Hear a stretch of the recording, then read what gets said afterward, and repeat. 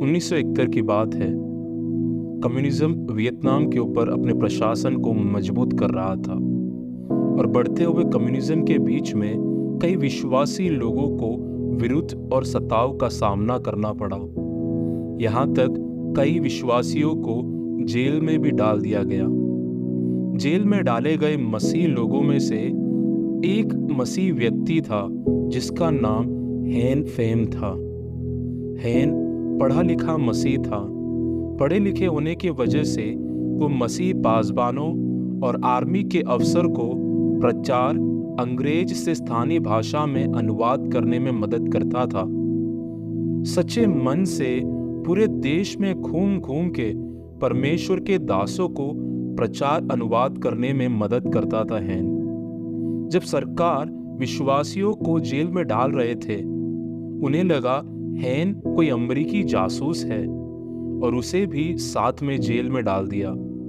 हेन की इस जेल के समय में जेलर का सिर्फ एक ही उद्देश्य था, हेन को अपने विश्वास से हटाकर एक नास्तिक बना दे। और जेलर रोज यही बात उसे कहते रहते थे, जो खुदा परमेश्वर या यीशु करता रहता है ना, ऐसा कोई नहीं है, ये सब तेरा एक वहम है। अपने हालातों से हार कर एक सुबह की वक्त हेन ने भी यही सोच लिया, शायद मैं गलत था, शायद कोई परमेश्वर है ही नहीं और मेरा विश्वास भी गलत था और ये सब मेरा वहम था। और शायद ये जो जेलर कह रहे हैं वही सच है।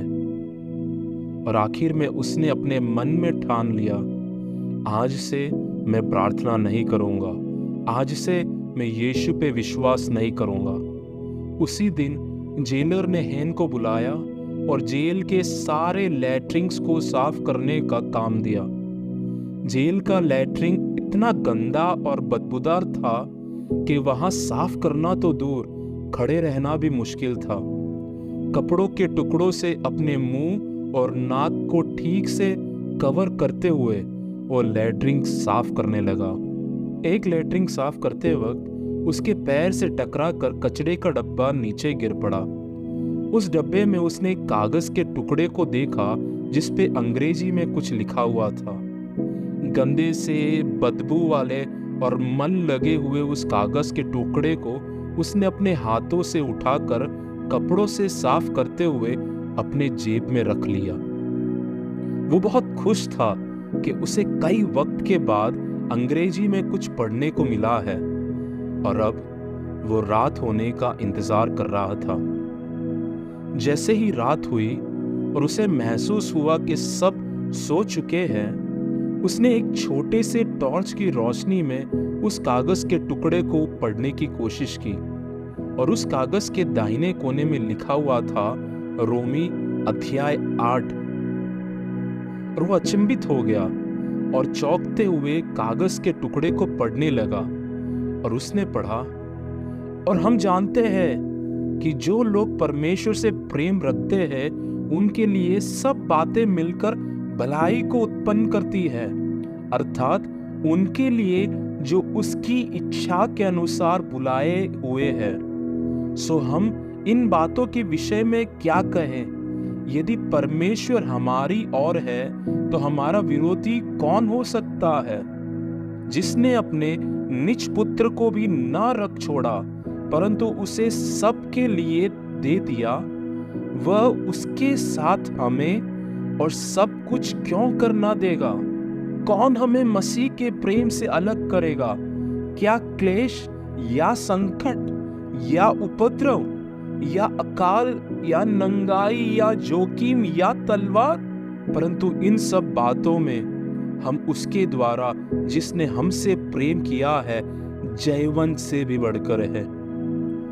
क्योंकि मैं निश्चय जानता हूं कि ना मृत्यु, ना जीवन, ना स्वर्गदूत, ना प्राधान्यताएं, ना वर्तमान, ना भविष्य, ना सामर्थ्य, ना ऊंचाई, ना गहराई, ना कोई सृष्टि हमें परमेश्वर से जो हमारे प्रभु यीशु मसीह में है अलग कर सकेगी।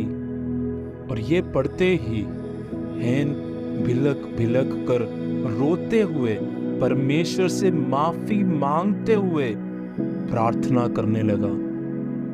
हैन को अगले दिन पता चला कि जेलर को किसी ने बाइबल दिया था, पर अब जेल के सारे अफसर लेटरिन जाकर अपने मल साफ करने के लिए उसी बाइबल के पन्नों को फाड़कर इस्तेमाल करते हैं।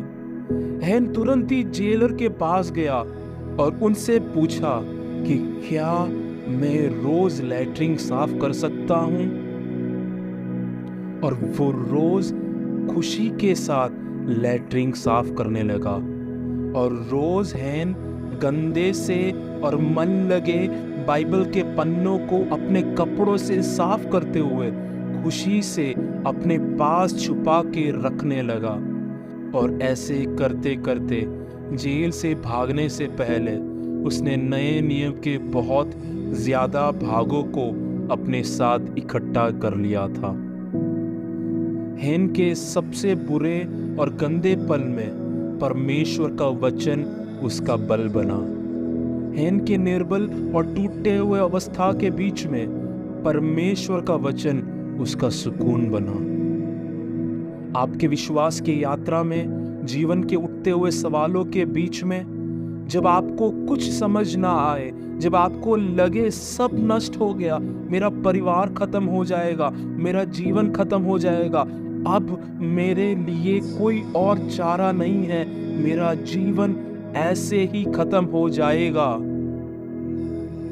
हैन के जीवन में घटी हुई घटना हमें सिखाती है कि हमें अपनी आंखें परमेश्वर के वचन की ओर लगाना है, क्योंकि परमेश्वर का वचन जीवित और अद्भुत है।